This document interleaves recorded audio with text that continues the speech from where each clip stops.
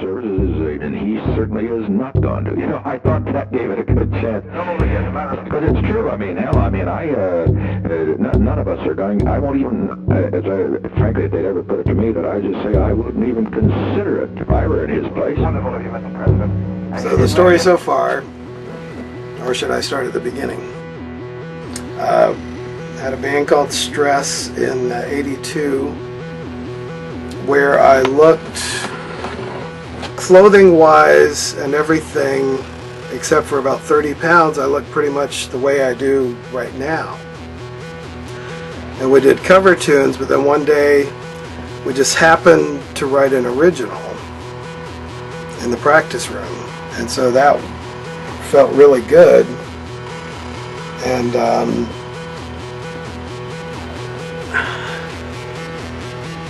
people started asking for particular original songs at our shows. They go, oh, can you do Lost in Your Eyes, or do Hypnotized, which I wrote the words to, which word-wise is very similar to several of Ken's songs, which and so we recorded an EP on Rubber Comet Records, and I designed the logo, and we called it Rubber Comet because one day we were jamming, and just from duration we said, Danny said comets, and I went Rubber Comets, and so I designed a logo of this comet crashing against several planets and taking them out as it went, just boom, boom, boom. And so people started buying our EP. We won the Rock 105 contest, and so Hypnotized was on the record. Mike Arford, a good friend of mine, the Arf, he was known as on radio, and he was a grade ahead of me in school, so he's kind of like in school, kind of like an older brother.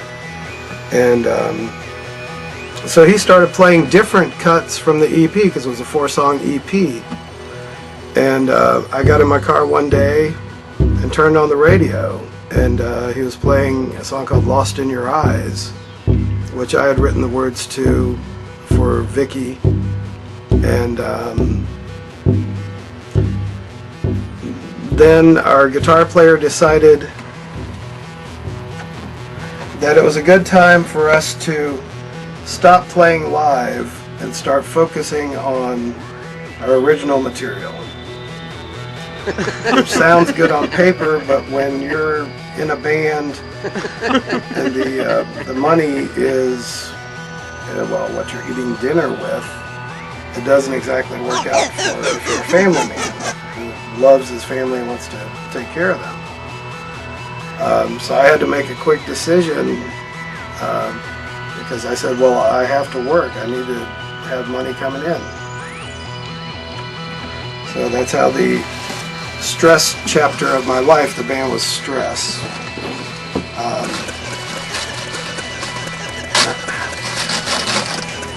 And thus ended the Stress chapter of my life.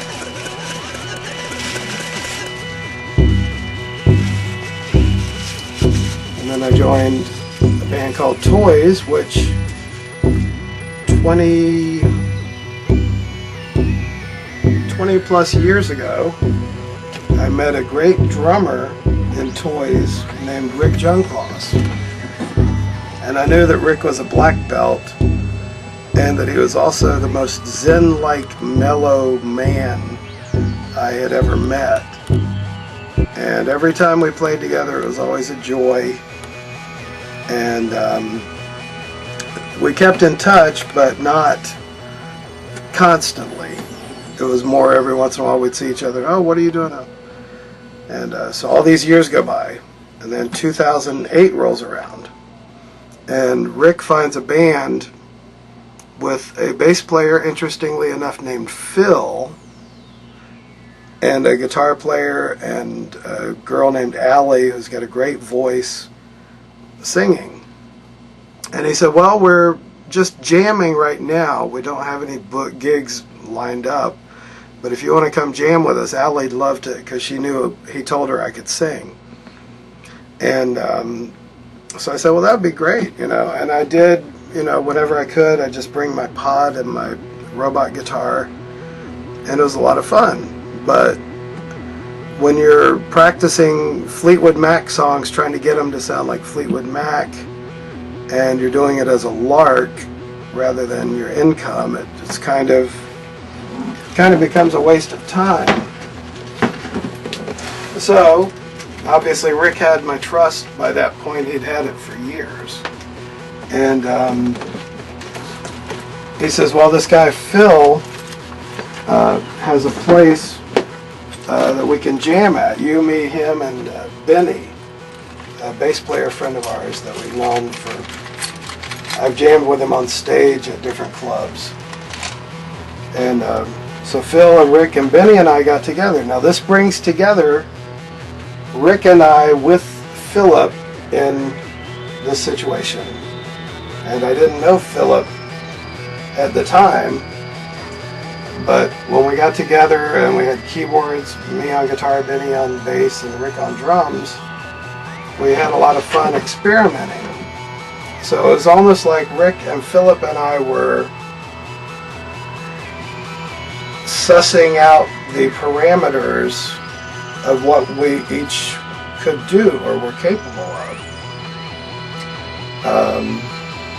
So then a little time goes by with that. Philip remixes some of the noise that we made and puts it into cohesive forms. And it's a lot of fun. It's a lot of creative exercise. And then Rick gets a call from Bob Eichmuller, who was a guitar player. He used to be in a band called Thieves with a singer named Beverly Shock. And Beverly used to go on stage with a python that you would, I think it was named Angel or Baby, one of those. And while she was singing, she'd have this snake wrapped around her. And Bob Eichmuller was playing guitar. Bob gets a call that there's a guy that he doesn't know that's looking to get local musicians together. And Rick basically tells him, well, I got the guys. And this kind of brings us to late June, when, or the middle of June 2008, when Ken comes to Jacksonville. And when he first meets me, the first thing I notice about Ken is this. Not that. Peace, brother. Is the shaved chest. And he's looking like he's dressed like he's ready to go on stage. And I'm thinking, this is odd, because every band I've ever been in, it's been either jeans and t-shirts or t-shirts and shorts. And the man definitely has a vision for what he knows people are capable of, and what he wants.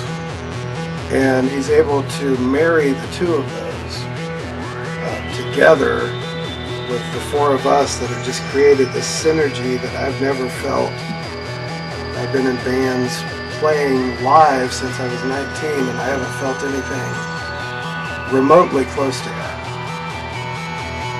And in 10 days to have pretty much a show worked up, I don't care if you're in New York or London or Bakersfield, 10 days to do what we've been able to do is amazing. And it's four rugged individuals. As I was explaining to Rick, all four of us have some different appeal to different parts of the audience. Ken has the women, I have the guys that want to play guitar. Phil has the guys that want to play bass. Rick wants to take a nap. And so we've got all those covered, I think.